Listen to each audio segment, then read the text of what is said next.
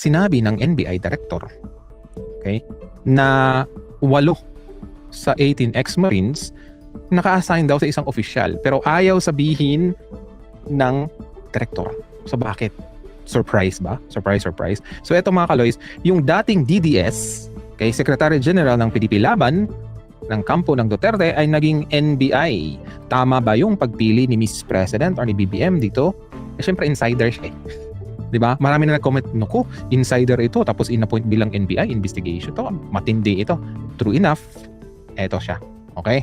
Imbestigahan yung 18 ex-Marines.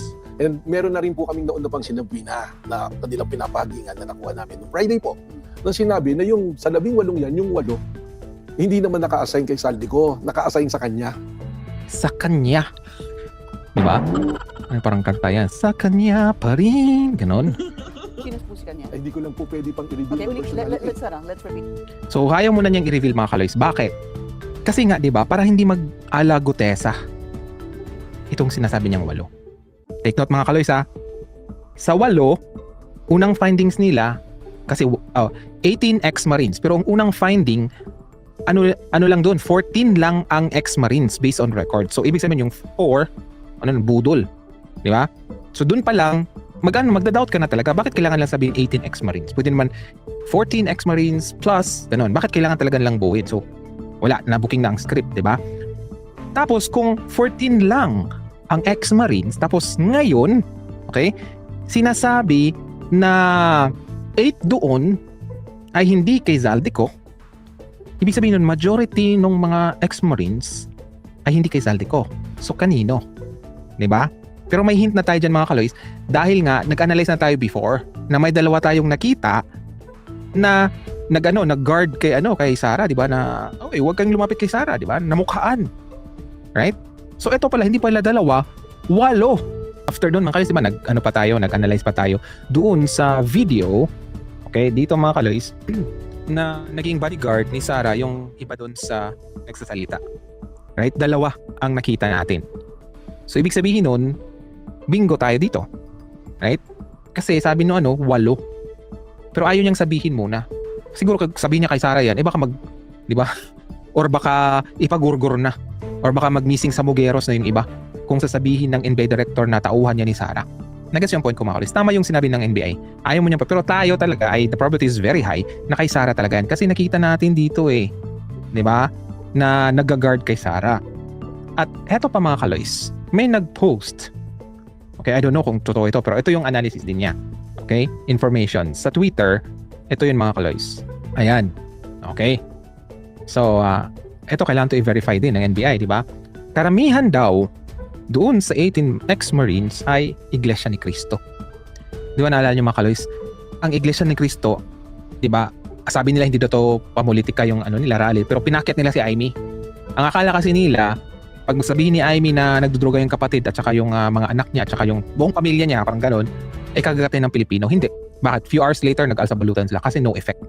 Kahit mismo ang kapatid ni Bongbong Marcos ang nanira na sa kanya, no effect. Mahirap talaga kalabanin ng katotohanan.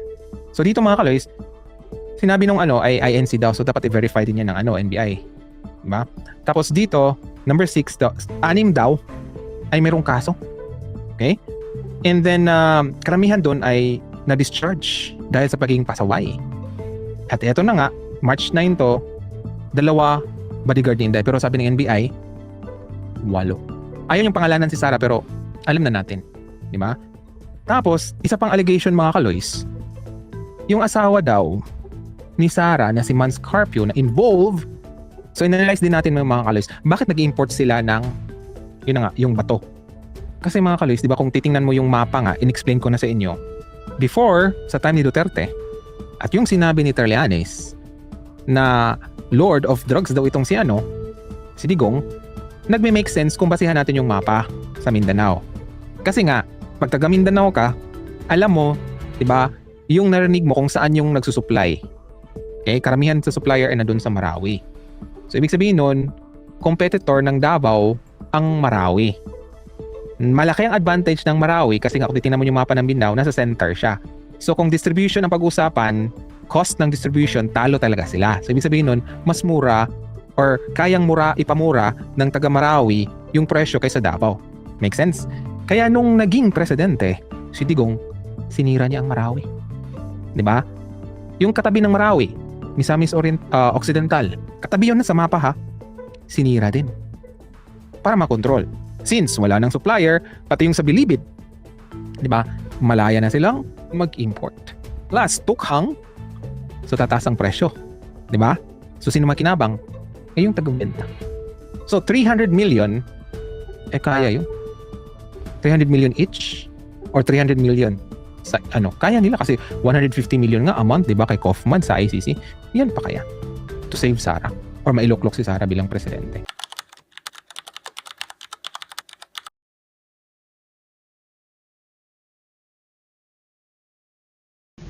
Thank you for watching our videos. Please don't forget to click the subscribe button and the bell notification icon so you will be notified of our latest videos. And please do like and share all our videos. Maraming salamat po. And for more information, you can visit our website at bagonglipunan.com. You can also follow us on Twitter and TikTok at bagonglipunan72. Let's make Philippines great again. Marcos pa rin.